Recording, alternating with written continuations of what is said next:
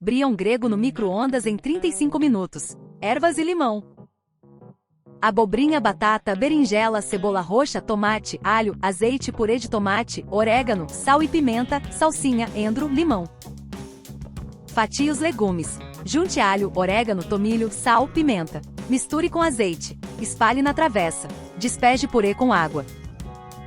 Cubra com abertura. Micro-ondas 12 minutos. Mexa, gire, cubra, mais 10 descubra, reduza 4. Finalize com salsinha, endro, limão.